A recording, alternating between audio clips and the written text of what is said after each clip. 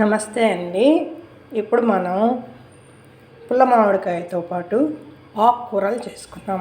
ఏమేమి ఆకుకూరలు? పాలకూర, బచ్చల కూర. పుల్ల బచ్చలు కాదండి, తీ బచ్చలి. బచ్చల కూర 2 కట్టలు, పాలకూర 2 కట్టలు, 3 పచ్చిమిరపకాయలు ముక్కలు, ఒక పచ్చి మామిడికాయ, పుల్ల మామిడికాయ ఒకటి, ఒక పెద్ద ఉల్లిపాయ, కొంచెం కొత్తిమీర కొంచెం ఎక్కువ తీసుకున్నాను.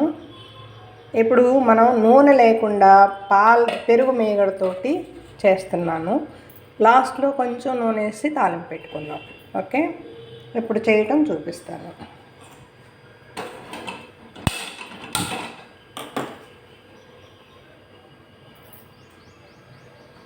ఇప్పుడు ముందుగా మనం పచ్చిమిర్చి తరిగి పెట్టుకున్నవి వేద్దామండి. ఇవి వేసిన తర్వాత మామిడి ముక్కలు, తర్వాత కొత్తిమీర, తర్వాత వేద్దాం ఉల్లిపాయ ముక్కలు,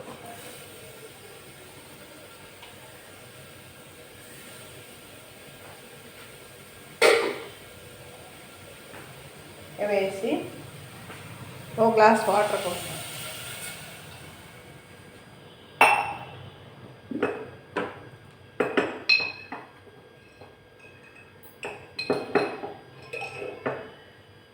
కొంచెం పసుపు పొడి అండి.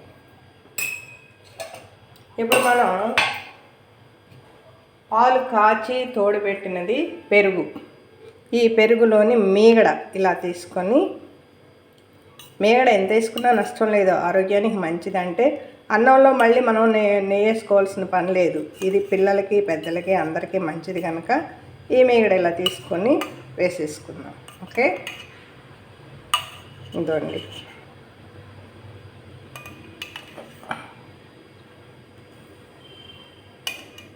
మీ ఇష్టం, ఎక్కువ వేసుకోండి తక్కువ వేసుకోండి, కానీ మీగడతో చేసుకుంటే ఆరోగ్యానికి మంచిదని నేను ఇలా చేస్తాను అనుకుంటున్నాను. ఈ నూనెలన్నీ కల్తీ కదండి, పాలు కూడా కల్తీ అనుకో, కానీ ఇవి గేదె పాలు. మేము ఇంత బాగా తెలిసిన వాళ్ళ దగ్గర గేదె పాలు తీసుకుంటాం, అది వేస్తాము. ఓకే,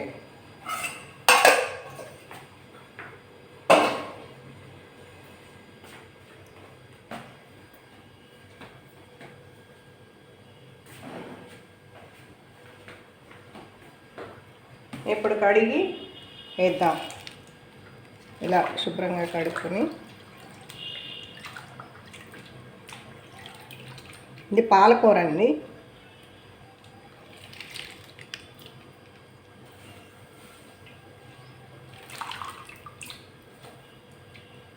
పాలకూర 2 కట్టలు,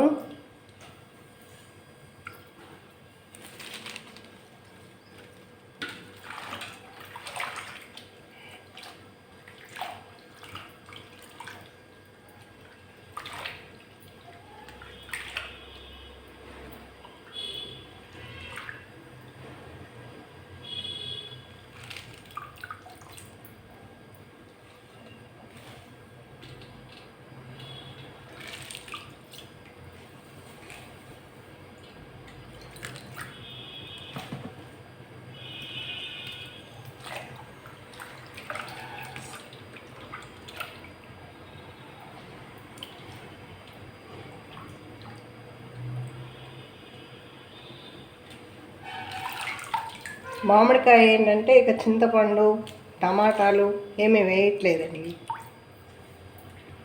ఒక మామిడికాయ సరిపోతుంది. ఇదిగోండి బచ్చల కూర. తీయ బచ్చలి, పుల్ల బచ్చలి అని 2 ఉంటాయి కదా, ఇది తీయ బచ్చలి.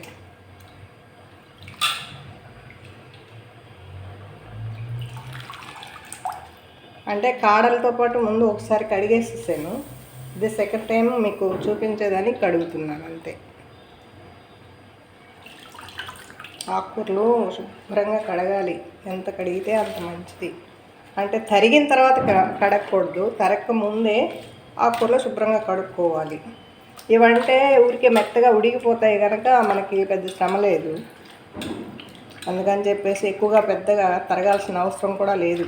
మెత్తగా ఉడికిపోతాయి చక్కగా. చాలామంది ఈ కాడలు తీసేస్తారండి, కాడలు తీయొద్దు.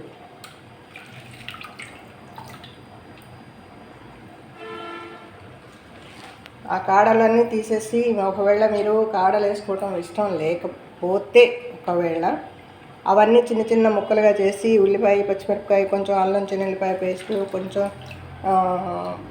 జీడిపప్పులు అవన్నీ వేసి శనగపిండి కొంచెం కలుపుకొని, బియ్య పిండి కొంచెం కలుపుకొని, ఉప్పు కారం వేసేసుకొని పకోడీలాగా చేసుకోవచ్చు. అలా కూడా టిఫిన్ కింద వస్తాయి. మనం ఈ వేస్ట్ చేసుకున్న భావం కలగదు, ఆరోగ్యానికి చాలా మంచిది, చక్కగా తినవచ్చు. టిఫిన్ కింద కూడా వస్తుంది బచ్చల కాడలు.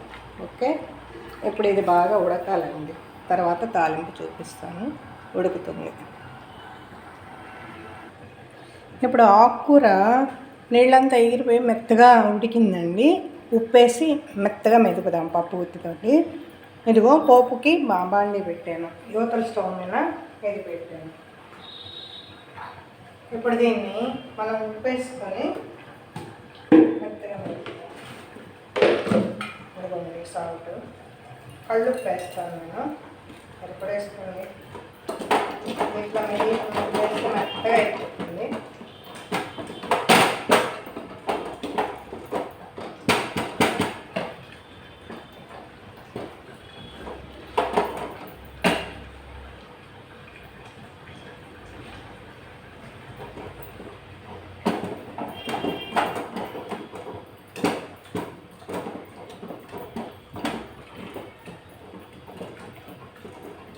ఇది మెత్తగా మెరిగిపోయింది కదా, చక్కగా మెరిగింది అనమాట.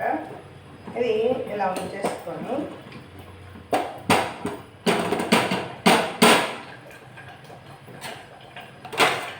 ఇంకా కొంచెం నీరు ఉంది, అది అలా ఉంచడం.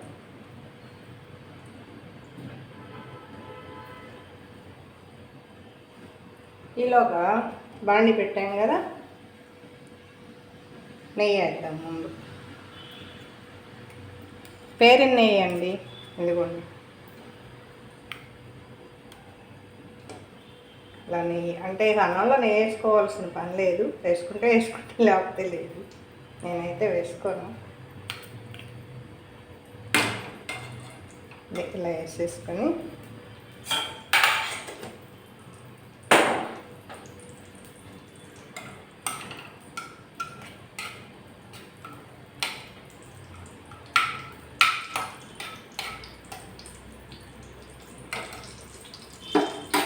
ఇప్పుడు ఈ ఆకుకూరలో కొత్తిమీర వేద్దాం. తరిగి పెట్టిన కొత్తిమీర.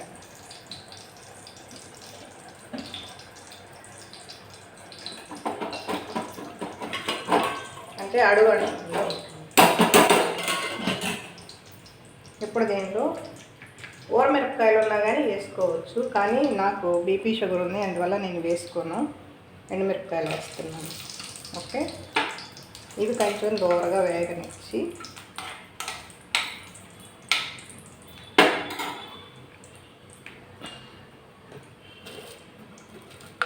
ఒక స్పూన్ అంటే ఆవాలు, జీలకర్ర, పచ్చిపప్పు, మినపప్పు, తాలింపు గింజలు ఒకటి,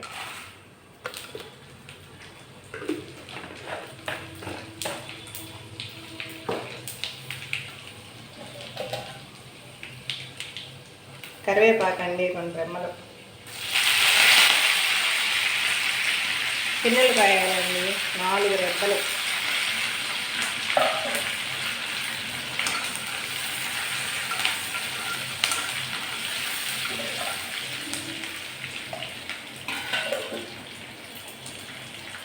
కమ్మని వాసన వస్తుంది. చాలామంది నూనె పోసుకుంటూ ఉంటారు. ఆ నూనె పోసుకునే బదులు ఈ నెయ్యి తాలింపులు, ఆ పెరుగు మీగడ వేసి వండుకుంటే ఆరోగ్యానికి చాలా మంచిది. అలా చేసుకోండి వీలైనంత వరకు. ప్యాకెట్ పాలు వాడొద్దు, దయచేసి ప్యాకెట్ పెరుగు తినొద్దు. ఇలా చేసుకున్న తర్వాత ఇప్పుడు దీనిలో కారం తక్కువ ఉంటుంది. మనం మిరపకాయలు వేసాం కదా, పచ్చిమిరపకాయలు సరిపోదు కారం, అందుకని ఇదిగోండి సాంబార్ కారమే వేస్తున్నాను నేను. 1 స్పూను, పెద్ద స్పూన్తో 1 వేసి ఇది బాగా కలపండి. చూడండి ఎంత మంచి వాసన వస్తుందో. కారం నేతిలో తగిలితే కదా వాసనే చెప్పనలే ఉంటుంది. నేతికి కారానికి ఉప్పుకి ఉన్న కాంబినేషన్ అలా ఉంటుంది. ఓకే, ఇప్పుడు మనం వేయించి పెట్టుకున్న ఎండుమిరపకాయలు ఆకుకూరలో నంచుకొని తినాలి అనిపిస్తుంది కదా, అలాంటప్పుడు ఇలా తీసి పెట్టుకోవాలి. ఇంకా ఎక్కువ కూడా వేసుకోవచ్చు. మిరపకాయలు వేసుకొని వేయించుకొని అవి సపరేట్గా పెట్టుకోవాలండి కాయలు. నేను 3 వేసుకున్నా, నేనే కదా. ఇప్పుడు తాలింపు బాగా వేగింది, కారం కూడా వేగిపోయింది. దీనిలో ఈ ఆకుకూర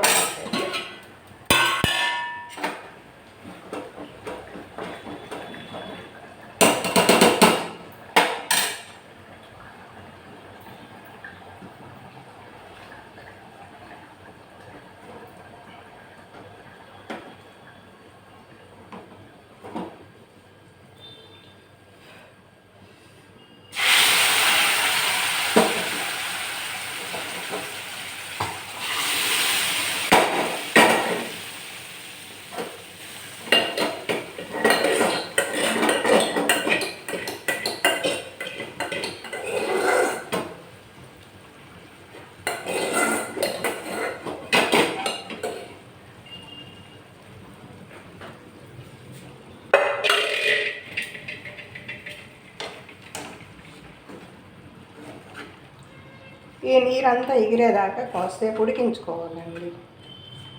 అంటే ఆకుకూర నీరుగా ఉంటే కూర బాగోదు. మెత్తగా ఉండాలా, గట్టిగా ఉండాలి. ఆకుకూర కొంచెం నూనె తగిలినట్టుగా ఉంటే ఆకుకూర రుచి వస్తుంది. కానీ ఇలా కాడలుగా ఉంటే ఆకుకూర బాగోదు. కాబట్టి ఒక్కసారి పప్పు ఉత్తిగా వేద్దాం.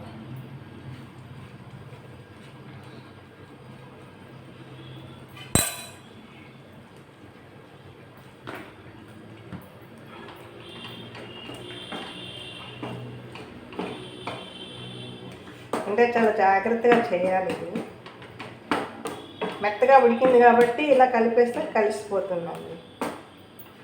పిల్లలు కాడలుగా ఉన్నా కానీ ఉడక్కపోయినా కానీ, అంటే ఆకు ఉడుకుతుంది, ఒక్కొక్క ఆకు మెత్తగా ఉడకదు కదా. అది మెత్తగా లేదు అంటే వాడు తినరు. అందుకని మనం పప్పు గుత్తితో ఇలా మెప్పేసుకోవాలి. అసలు ముందే మెదిపి తాలింపు పెట్టాలి, కానీ నేను ఇలా వేసేసాను.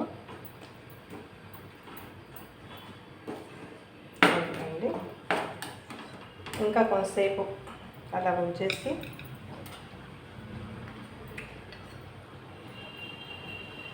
హైలో పెడితే నీరంతా ఎగిరిపోతుంది చక్కగా.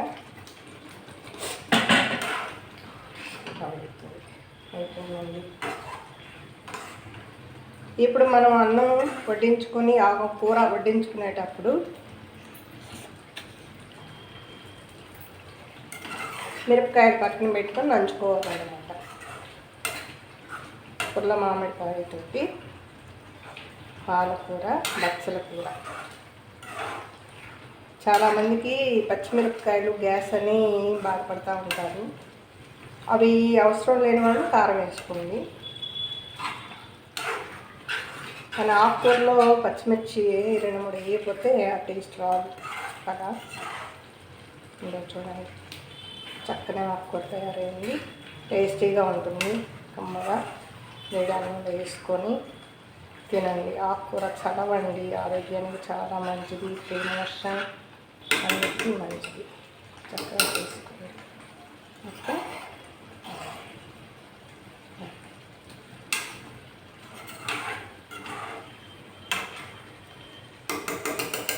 రేపు పప్పు గోంగూర ఎలా అందరూ చేస్తారు, నేను చేసి చూపిస్తాను. రేపు పప్పు గోంగూర చేయడం ఎలాగో చూపిస్తాను. ఓకే.